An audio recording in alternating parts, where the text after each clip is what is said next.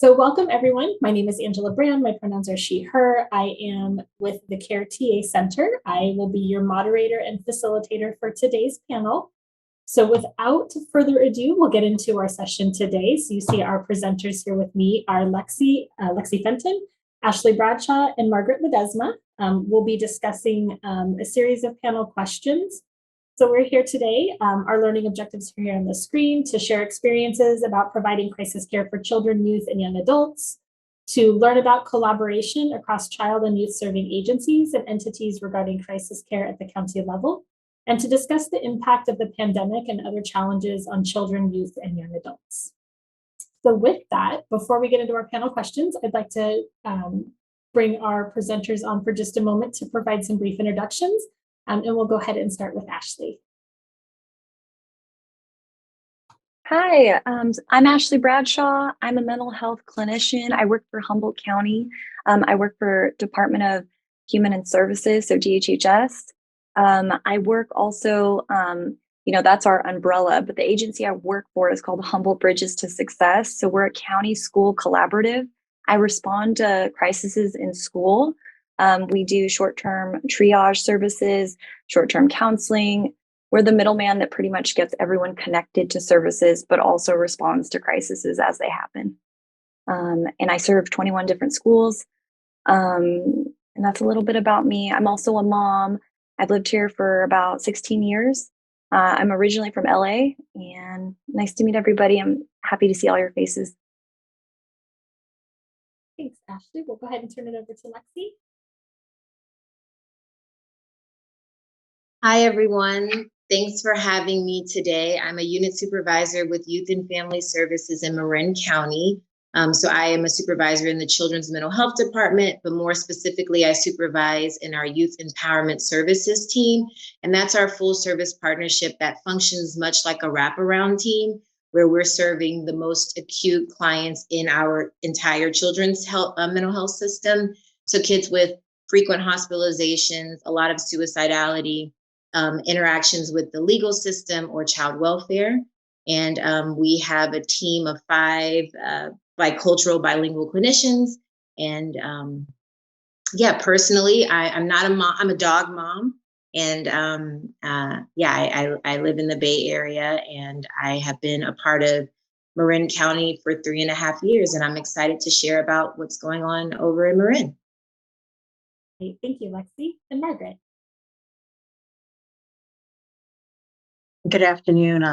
Thank you for having me. I'm Margaret Ledesma. I'm a division manager at Santa Clara County Behavioral Health Services. I oversee a division of programs for which our crisis continuum and our mobile response is part of that. That's also connected to a crisis stabilization unit and post-crisis stabilization services. We also, within this division, I oversee programs that are wraparound, pathways to well-being, therapeutic foster care, and we do a lot of collaboration in this division with child welfare and probation. And I've been working for the county for about 25 years. Thank you so much. And thank you all for the work that you're doing. And to those of you that are joining in the room, the work that you're doing with children, youth, and families. It's no small feat to do this work, but to do it under the umbrella of the pandemic and everything else that's taking place right now in our world. Just if anyone hasn't told you today, thank you, and you're all amazing and wonderful. And so with that, we will go into our questions. So the first question that we have is, please describe the available crisis services for children, youth, and young adults in your county. Or if you are part of a county contracted service, to please describe your services and the general information about your county. So we'll start with Ashley. Hi, so in Humboldt County, we're really limited with a lot of the resources we have for children in our area. And so in regards to crisis responding, we have the 24-hour crisis line that's available for folks to call throughout the day when emergencies come up. We have the MRT, the mobile response team. It's actually going to go through a transition because there's like another part I need to mention. So we don't actually have a psychiatric stabilization unit here in our area. We're so rural and out in the middle of nowhere that when there is a crisis, we send kids to the ER. And from there, they're shipped out of county to a stabilization unit. And so we're actually in the mix right now. I'm on the advisory board for the new facility coming hopefully next year called Sorrel Leaf Healing Center. So we're hoping maybe by next year or like a year and a half from now, to have one in our area. But all we have currently is the mobile response team, the crisis line. We send people to the ER, and then the agency that I work for that I mentioned, which is Humboldt Bridges to Success. And like I mentioned, though, we're short term. But with the pandemic, it's really been turning into long term because we're so limited with things, which I know that that's the next question we'll get to. But yeah, that's what we have in our area. Go ahead and turn it over to Lexi. In Marin County, we have a mobile crisis team that supports all ages. And this past year, well, the most recent years have been kind of blurring together, but I think it was the past year or the last 2 years, we've expanded the mobile crisis team to 2 more staff that have a youth focus. And so the hours have expanded so that they could provide that on-site support when there's a crisis, either in the community, at a school, or even with other providers in the community. So that's been a real resource for us. We also have Huckleberry, where there's some on-site crisis support services. And then some of our youth have been utilizing the Huckleberry services in San Francisco. That is a respite overnight care for young people over the age of 12. We have the FERS program for foster youth, which is the Family Urgent Response System. And so that is for all resource parents, any folks in foster care, for immediate crisis support around the clock. So that's available to all of our foster youth and foster families. We also have a stabilization unit called Casa Renee, and that is a place for people to come after being hospitalized. This is for folks over 18, so some young adults are utilizing that service. And it's a way, it's a bridge between the crisis event or a hospitalization to coming back into the community. And I think that's all of our service. I could think about many barriers we have, but right now those are the services we have to address immediate crisis for young people. Thank you. And Margaret? So in Santa Clara County, specifically for youth, we have our mobile response and stabilization services, which is operated by Pacific Clinics organization. And that's an actual 24/7 in community mobile response. They've been doing that work for, about 20 years now. We have changed sort of the focus over the last 3 or 4 years, thinking about how we can work with youth and family to get more in front of crisis than rather just being reactive, but really being responsive as we see situations begin to escalate. This year, our mobile response and stabilization team, which is normally serves children and young adult and youth up to age 17, will now be starting to serve youth up to age 21. But in addition to that, we have 3 other teams, mobile response teams. One of them is called our mobile crisis and response team. That's adult focused, and they operate 24/7 as well. We have a new team that's coming online probably in another 6 months. It's called the Trusted Response Urgent Support Team, and this is called TRUST.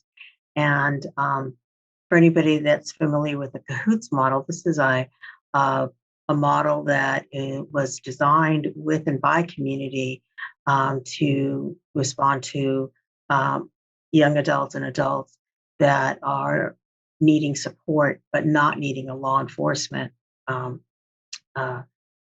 response. And so that will be staffed by clinicians and and medical staff.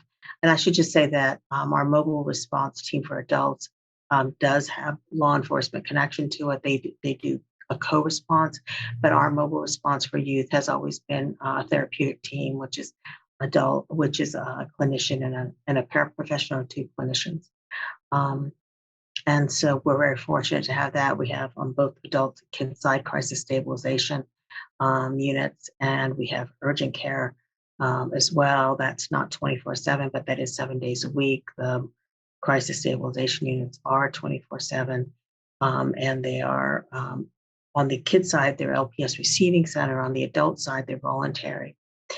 We also have a Blackbird House, which is a peer-run respite care for people that need some time out from their living situation. So we have that as well. Thank you. Sorry, I was something ready. So it's really interesting. Thank you for sharing. As many of us who have worked with the counties for a long time, kind of county to county, it varies so greatly. And really thinking about some of the challenges, to where you are, Ashley, in the rural communities, and thinking about the impacts of the pandemic, and thinking about the variance from county to county. So thank you for sharing. So kind of dovetailing into that is our next question, which is, what are some of the challenges faced by your county or program in providing services for children, youth, and young adults experiencing behavioral health crisis? And we'll start with Ashley. Hi. Okay, so there's a list of them, so I'm just going to go over like the main ones. The first one I would say, I mentioned to you guys all, would be the fact that we don't even have a children's psychiatric stabilization unit in our area. The fact that we have to literally send these children that are in crisis out of county to a whole different place where they're separated from their family, their community. It's really re-traumatizing for them a lot of times. And then the second one would be issues related to insurance here. So a lot of our providers, including county, if you want wraparound services, you need to have Medi-Cal, pretty much, Medi-Cal or partnership. And if you don't, you're going to pay an arm and a leg. It's extremely expensive if you have private insurance. A lot of our providers that we do have here mainly take Medi-Cal. And if they do accept your private insurance, the wait lists are insane. And I know every county can probably agree with me right now with this pandemic. It's just wait list after wait list, like especially for our area. If you're in a crisis and you just got released from out of county and you got placed back in your home or you're going back to school, it's going to be a long time till you see a long-term counselor. So that's why Bridges has been such a good thing through this pandemic, is they'll get short-term counseling, somebody like during that gap. The next one would be, because we're rural, we're so limited on what we do have here. And a lot of folks live in the woods, on the mountain, just where there's no cell service, where there's no Wi-Fi. So if you're thinking, well, you can do telehealth. Well, not really. If you live out off the 36 or the 96 or the 299, or pretty much if you don't live in town, your odds are like way more limited to telehealth.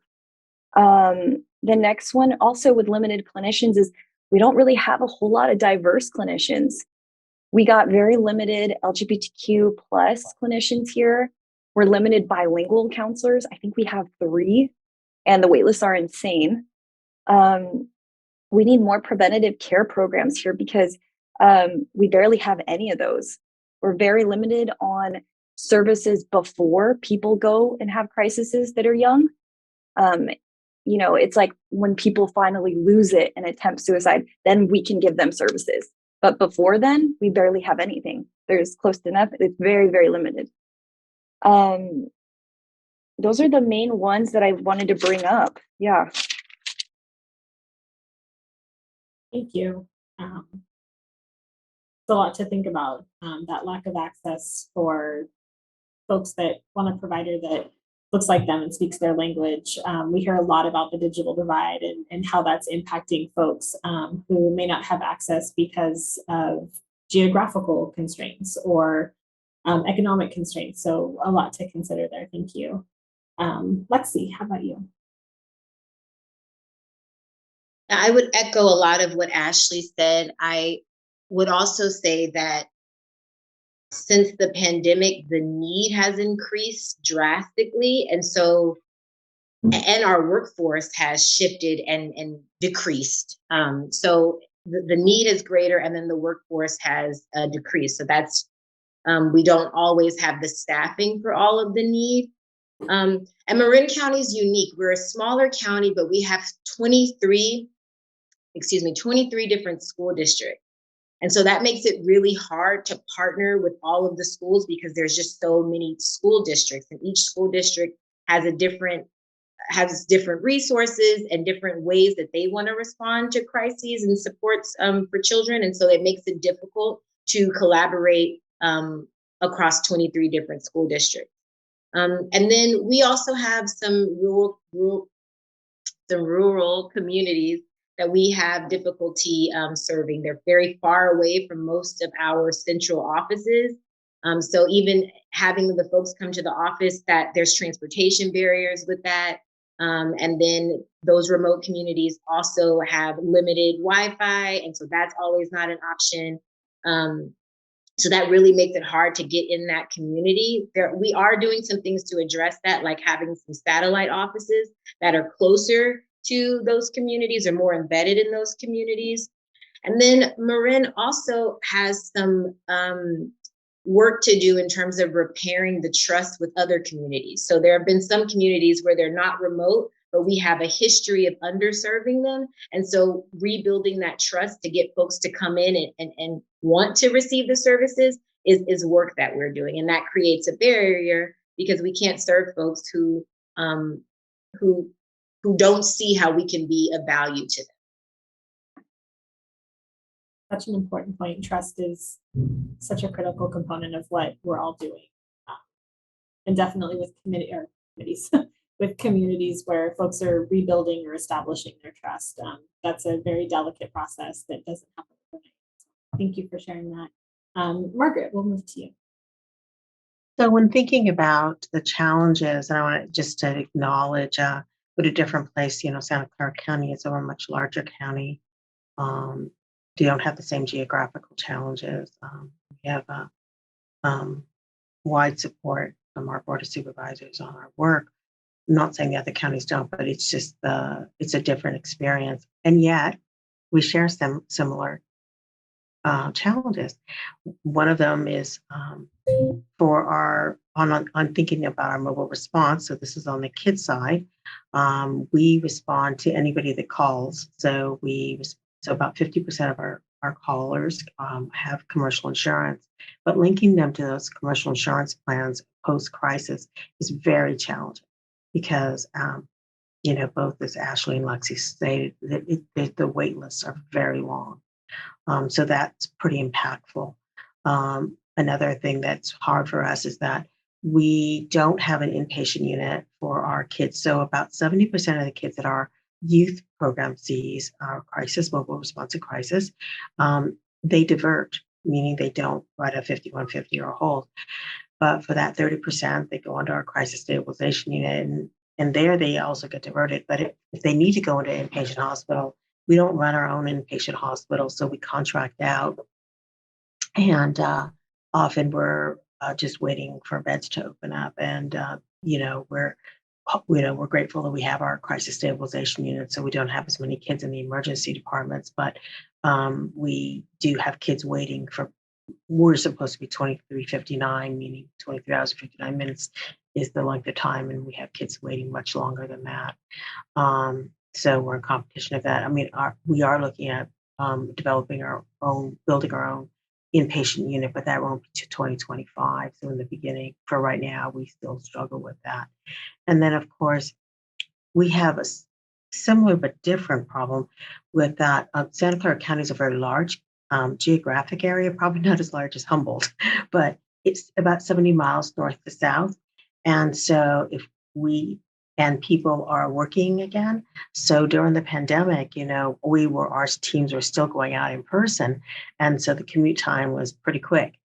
But now the highways and freeways are busy again.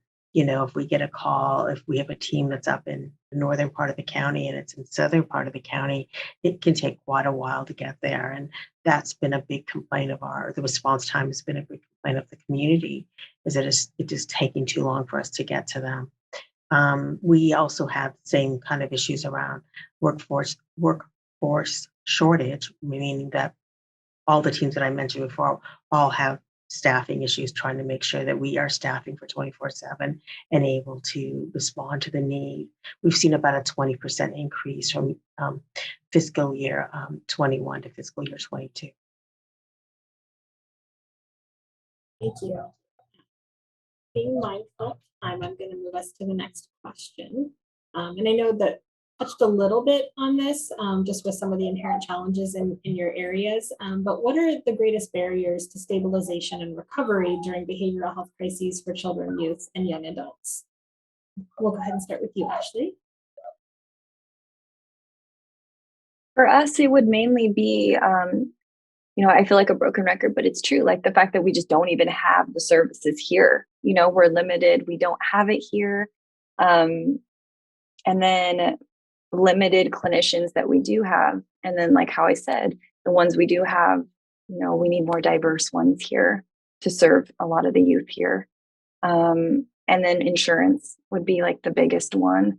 We need people that have private insurance to be able to get the same access to care as people that have Medi-Cal.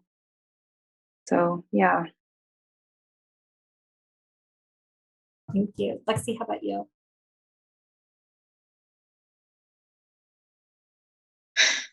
That's kind of a tough one to think differently about. But one thing I think makes it a challenge is because, our county also has a large wealth gap and wealth disparity.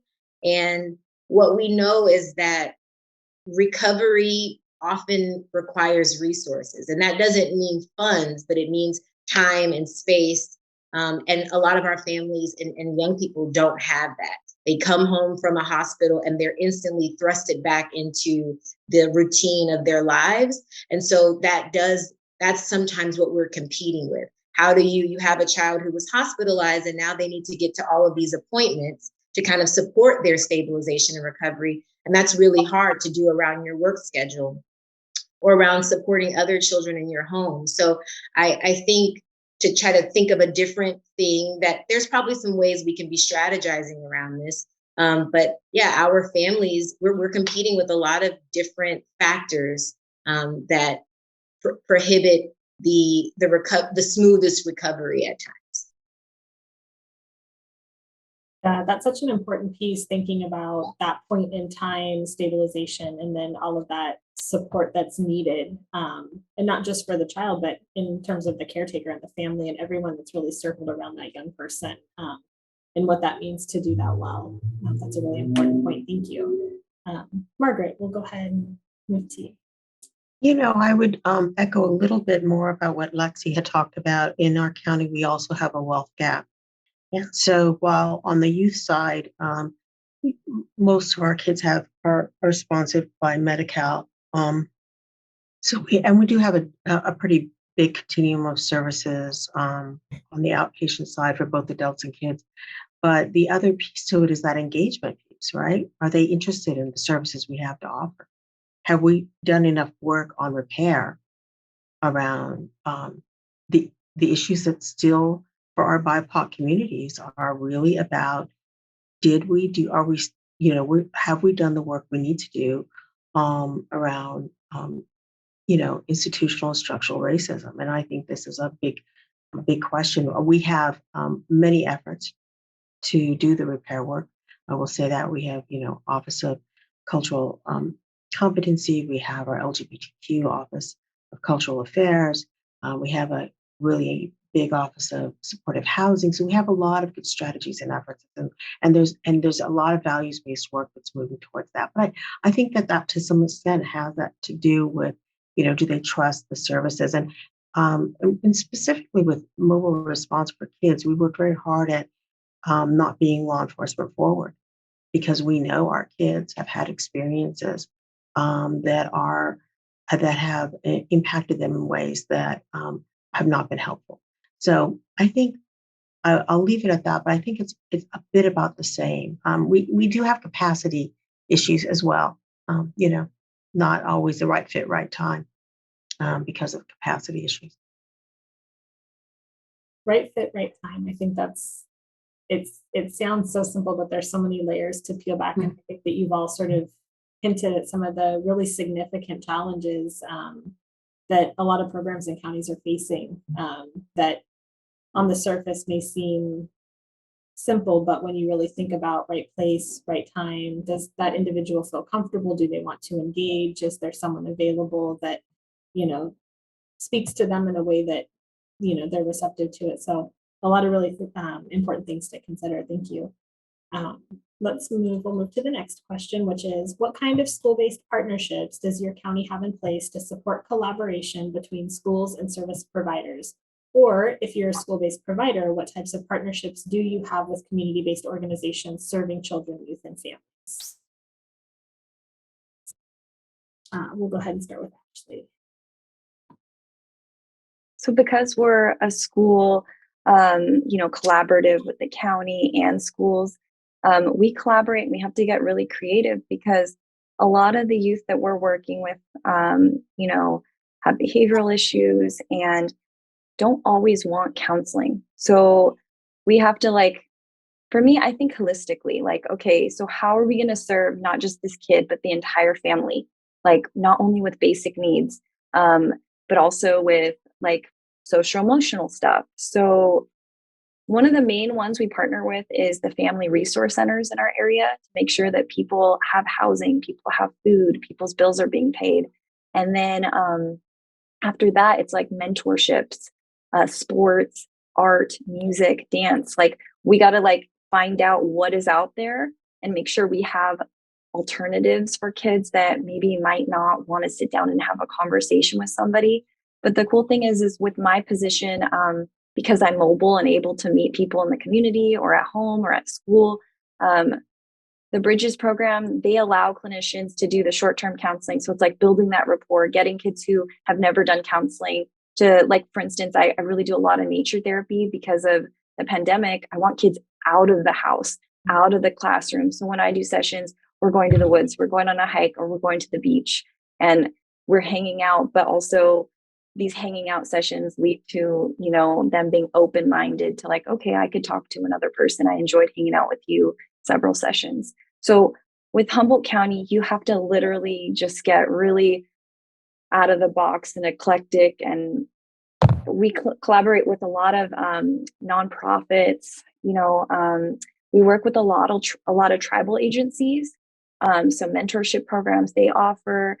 Different tribes in general, they have so many different resources within each tribe.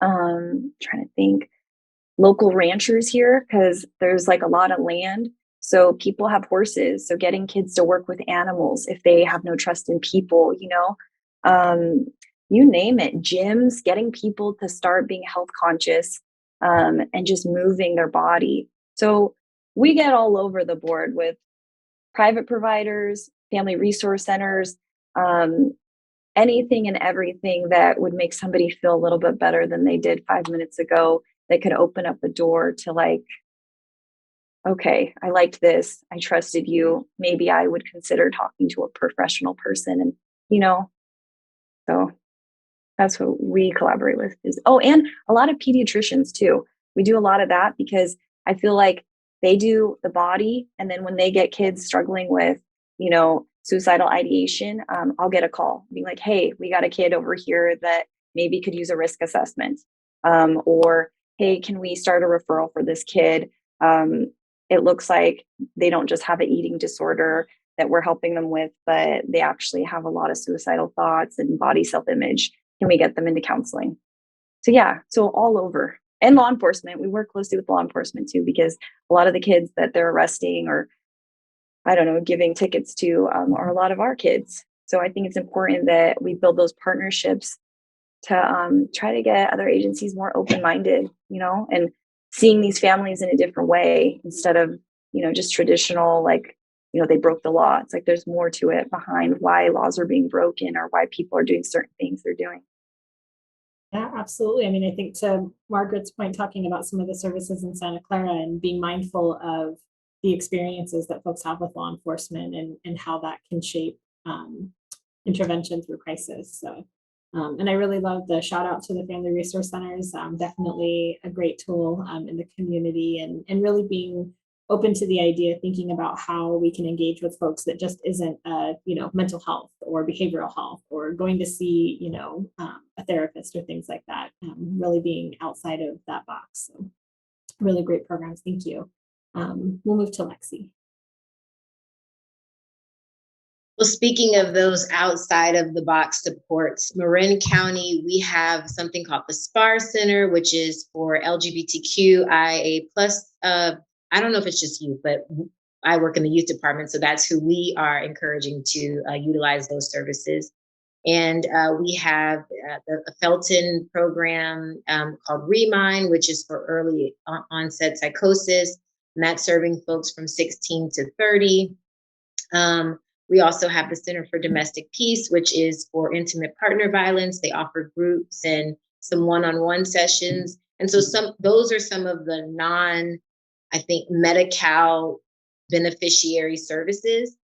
But as far as mental health services, the county actually provides majority of them. We don't do a lot of outside contracting, and that's something in other counties I've worked in that's unheard of. Most counties are outsourcing a lot of their mental health services to nonprofits or CBOs, and we are relatively new to that. We have a few contracts. We have one with the TAY program that serves acute TAY clients with acute mental health needs.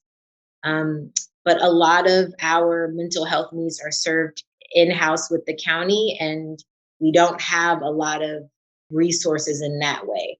But there are some CBOs that are coming up. We have the Multicultural Center, which offers an array of services and supports kind of broken down to different cultural backgrounds. So they have like a lot of supports with the indigenous communities, with the Asian and Pacific Islander communities, with the Latinx communities. So that's a resource that's really well known throughout the county.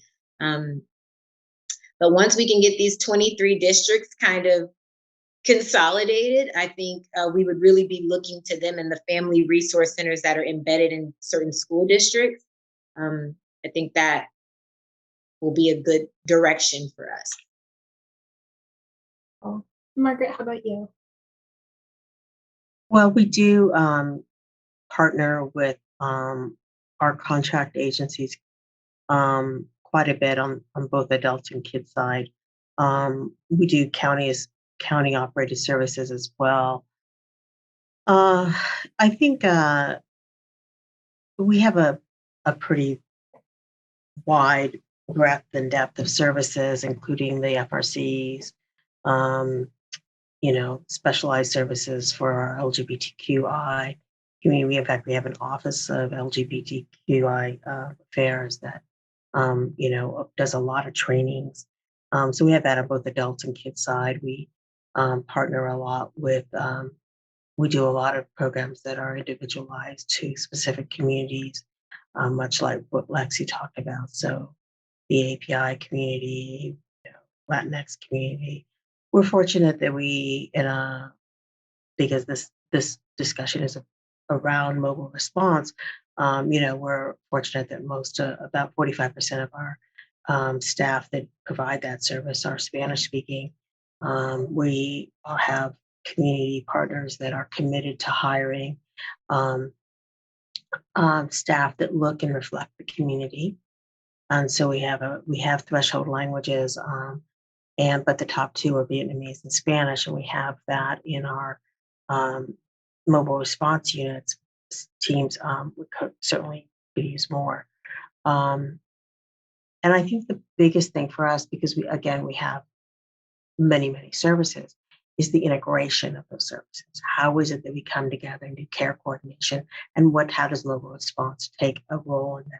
So thinking about it as a much larger approach about how is it that we are really bringing community in to be at the table to have decisions in their own lives, right?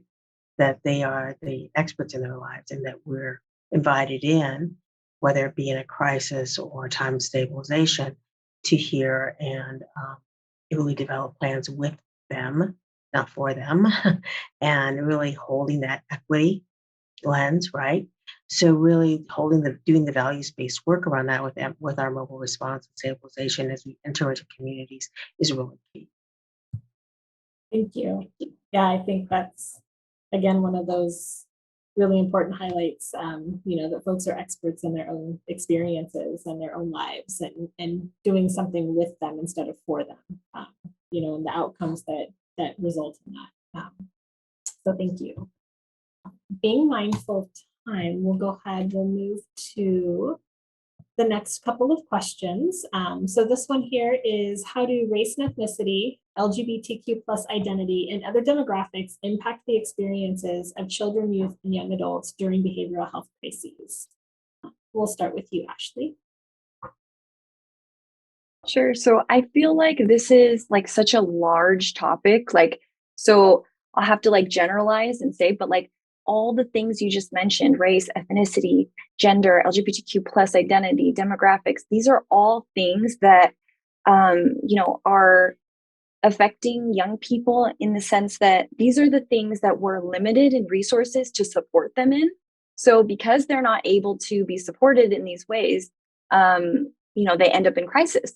Like a young person might go to a counselor or to a teacher or to, anybody, an adult, and say, I'm feeling these ways, or I'm really, wanting to know more about this and that. This really resonates with me. And there's a lot of stigma here. There's a lot of also like racism. There's a lot of homophobia. All these things that we all know are happening and have been happening for years, in America and all over the world. But like these topics and these issues, young people are coming to older people. And I'm noticing it's way younger now. All the youth that I'm serving, I'm noticing like all these issues that they're trying to get supported in. I'm working with young people 8 or 9 that are saying they're suicidal and, they identify as non-binary, or they want to see or talk to somebody who looks like them, who understands them, who knows what they're going through. I work with people that go to schools where they're the minority because most of the people that attend the school are white or Caucasian, and they might identify as, Native, Black, or Latinx. So it's like they want to talk to somebody, and it's just limited. We're so limited in resources to support these people that are experiencing things out of the norm. So, I think that it's all these things and we don't have trainings really as much as we should. I feel like we are offered some, but we need more. And one thing, I work with 3 other women. We're a team of 4. And so as the leader of it, I make sure that I'm constantly looking into trainings so that we're constantly learning on how to be just not only more, I just feel like equitable, more just open-minded, I just feel like so many different things. We're lifetime learners. We're never going to know what someone's experience is like if we're not living it or if we haven't really lived it. We can empathize, but we won't ever know. So I think it's important that we learn from people that have had these experiences. So we need to hire more people that people can relate to. We need to be educated by people. We need to listen more. I just feel like our area, it's you got to really search for those trainings. You got to really search for connections. And like I said, get creative. You got to find people that know people that don't mind mentoring a young person, So those are some of the things. And, back to trust, we're on Native land. So many tribes here have gone through intergenerational and historical trauma. So there is a lot of trust issues, like we mentioned. So trying to build on that and trying to get people when there's a crisis to trust that the people that are coming in aren't going to call child welfare. They're here to actually help. And when, in the past, when people go to people for help, that help actually becomes more harm. So just a lot of things. All of these things are impacting young people's mental health and their families. And I think families need more support too, more supportive groups to be able to have spaces to be talking about these struggles. Young people need more spaces to be able to talk about these things. I think schools need to be having more like academic or clubs that allow spaces for diversity, because I think that people need options. Yeah, I mean, echoing the comment already in the chat box, just so true. Like you make so many great points, and this question could probably just be a session in and of itself. When we think about how much intersection there is between all of these experiences and our systems and the structures, yeah, there's a lot to consider, and you're sharing such resonating points. Thank you, Lexi. We'll move to you on this. Well, I was giving you a shout out, Ashley. I was saying, yeah, like I wanted to snap when you were naming those things because everything you said is so on point. And that question, it's a common question. And I actually want to challenge us to think about shifting that question to not how race and ethnicity or LGBTQ identities impact folks, but how do the experiences of racism, classism, transphobia, and homophobia impact who we're serving? Because I think when we aren't careful how we say it, we then we unintentionally, I think, contribute to making the identity be the problem instead of how folks are responding to the identity, supporting the identity, being inclusive of the identity. So I just want to, in my head, I'm holding that. And because of that, and because of the history in Marin, lots of racial and ethnic groups have had really challenging experiences with their migration, assimilation, integration process within Marin County. And I think that shows up every day when we're supporting kids and all they can talk about is their experiences of racism in their school, right? In their communities where they live. Like that's the bulk of a lot of our work. And over the past 3 years, definitely during this pandemic, the racial tensions specifically, I think has created, forced us to have the conversations that we should have been having forever, but really brought those to a head. And so it's embedded in our clinical work. How can we be showing up for the communities and not talking about their experiences of classism and racism? And then for our LGBTQIA plus young people, we've definitely seen an uptick in self-harming behaviors and suicidality, and trying to get a hold on what's that about? How are systems that these young people are interacting with, how are they upholding homophobia and transphobia that is furthering isolation so that young people don't have the outlets that they need and are therefore kind of turning that frustration or confusion or anger onto themselves by hurting themselves. So I don't think I said anything new than what you were saying, Ashley, but I do think it's definitely a part of the work. You can't work with young people and separate their identities from who they are and what they bring.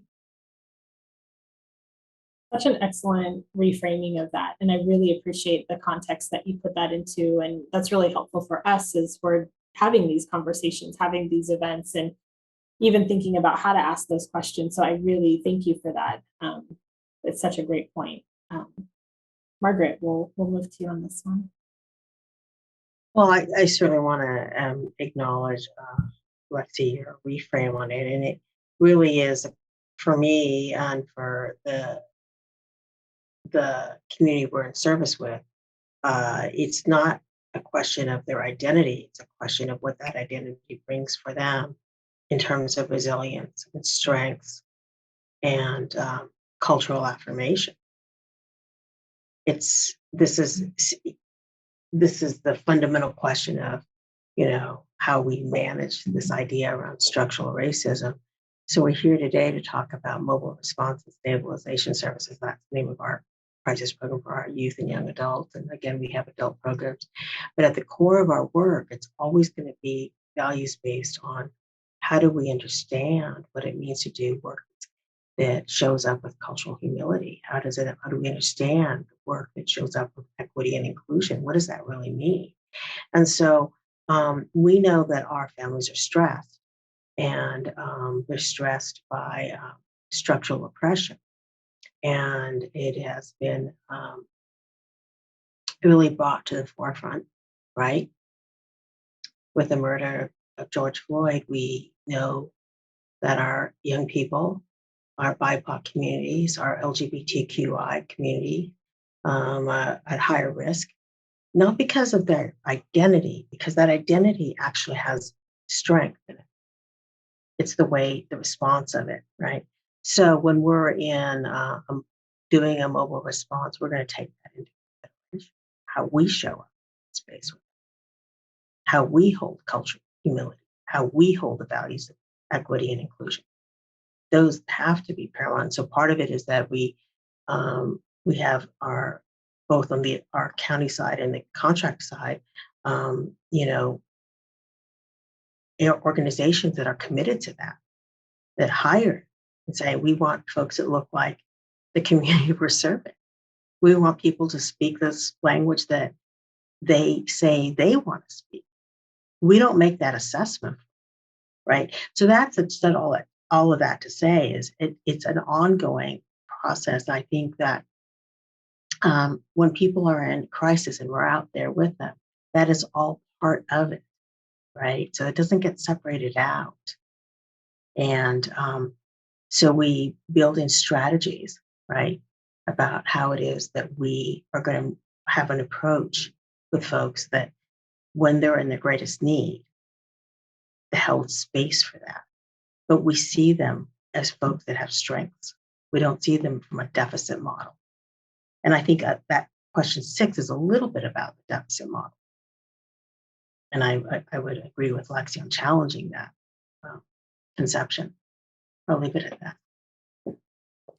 No, so much. Both of you, all three of you, thank you. Really thinking about, kind of what Ashley was saying, like we're lifelong learners. And because we all have different experiences and the context of how we come into a situation is different, we have to continue to learn. And as providers are going out into the community, I think, Margaret, you're spot on. Just knowing what that space that they're in looks like is going to impact the way that they're responding to the folks that are responding to them, and how they're showing up and how we're showing up, and really just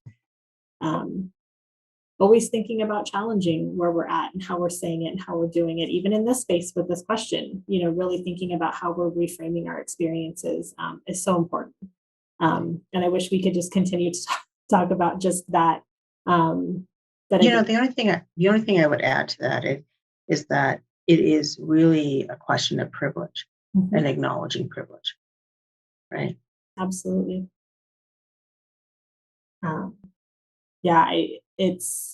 And just being in this space, having the privilege to take time out of our day to have conversations with one another and learn from one another and be in a space to do this professionally.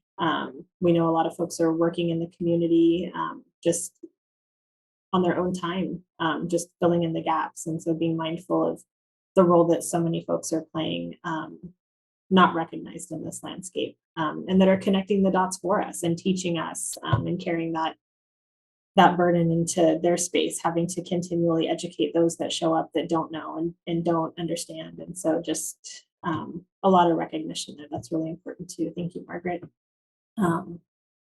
So we have just about 7 to 8 minutes, and I know we have quite a few questions to get through. Some conversation around the availability of resources, also talking about the COVID-19 and wildfire impacts on communities. And then we have some other questions around staff burnout and compassion fatigue. So kind of thinking about where we're at. I think with number 10, we kind of talked a little bit about how to reframe these questions in terms of how our systems are impacting folks. But wanting to leave time as well for questions from folks that are here in the room with us. Is there anything that's really sticking out in terms of what you're seeing in your respective counties or your programs around the impact of COVID-19, wildfires, climate violence, social violence that you want to share with the folks here today? We'll start, Ashley, if there's anything that you want to share on that. Well, I wanted to thank Lexi and Margaret. All those things you guys just said, like, are just so right on point. You couldn't be any more on point about everything you addressed. I agreed with everything. I did want to say with COVID, the impact, to go off of what you said, Lexi, I've definitely seen an increase with the LGBTQ community for youth, for suicidal ideation, for self-harm, for hospitalizations. With COVID, it's been more isolating. And I feel like with that and with everything going on politically, and just like you said, with structural racism, just the world right now is definitely causing a lot of harm for minorities and for, like I said, people that aren't the norm, right? If you don't fit into that box, I feel like it definitely showed, like, I feel like over the pandemic, that mental health was definitely not improving. It was just getting worse. I feel like it depleted in Humboldt County. If you didn't have some type of mental health diagnosis, I feel like you probably do by now, or you should during the pandemic. Like everyone's experienced anxiety or some form of depression. I don't care, but we definitely saw it more than ever in our area with youth. Thank you. Lexi, anything that you want to share on this topic? Yes, I would say COVID-19, the first year when we were on lockdown and we were supporting families where in some homes there's there's multiple families living in a very small dwelling. So not only are we trying to have these private, intimate conversations with them via Zoom, there's also safety at risk because there's multiple people living. There's no way to spread out, right? And we're not on lockdown for no reason. We're on lockdown because there is a pandemic and we need to be taking space. And so that was just a really hard thing to navigate. And talking about privilege, the privilege of many providers, right? We were doing this work in the comfort of our home in a private space, or in our backyards, because we have a large backyard space. So that was something too that we were holding, that although we were all as a society really struggling during COVID, the privileges that we have became more apparent and became more in the room with us, with our clients, in a way that before we were doing this work, no one really knew where you lived as a clinician. No one knew how many people were in your home, that sort of thing. So I think it really just took away all of the protections or the barriers to seeing one another. And there was beauty in that and some challenge in that. And then just, people losing their jobs and a lot of our families having income streams that were definitely not things that they could continue when we were on lockdown. And so we really saw folks not being able to meet their basic needs because of lack of resources. So although the pandemic is not over with, there's been some shifting. Folks are back to work, kind of getting sorted, but I think we haven't even seen all of the impacts that COVID will have. I think we're just getting to the beginning, the social emotional regression. People are back in school, more stuff coming up with that. So I think whatever we see now is going to increase in the months and years to come. Absolutely. Would strongly agree with that. Margaret, anything on that you want to share? Well, I think that, both Ashley and Lexi have sort of outlined the impact of the pandemic, and we see the same, increase in services, certainly to our LGBTQI community and to our BIPOC community. I think that I think about the impact of the pandemic over periods of time. So here in Santa Clara County, we also think largely about the impact of gun violence. And we think about how that affects our kids, young adults. So where you may have some sense of uncertainty about how your life is going to be and uncertainty about who you are in the world, and that compounds with it. So we think about, in 2019, we had the Gilroy um, garlic shooting. And then it started then, and it started before then, but then we had the impact of the closure of the state in our county. We closed down in March as well. We also had a VTA. Um, that's our best line. We had a mass shooting then. Then we had another shooting. So this impact of not only the pandemic layered on top of the impact of gun violence, the impact of not having enough of what you need to make your life in a sustainable way, just the way Lexi talked about it, is all very impactful on these children and youth. And that's why it's no surprise to us that we have seen such an increase in requests for mobile response services. And so that's what we know when we go out, that's part of the gestalt that we're experiencing, that our community is experiencing and that we are witnessing with. Thank you.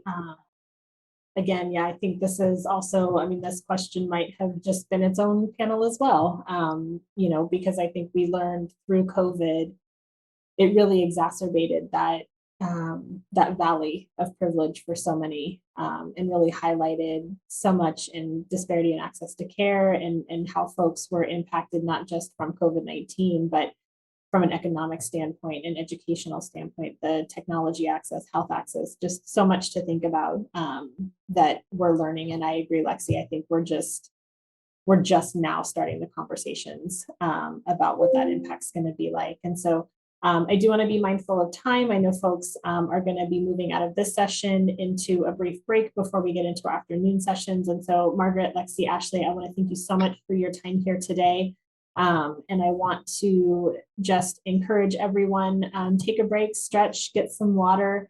We're talking about topics that, really can hit home and be activating for folks as you're thinking about your own experiences and the families and the communities that you're serving. And so thank you all for the work that you're doing. And so just thank you everyone for joining us today, and we'll see you this afternoon.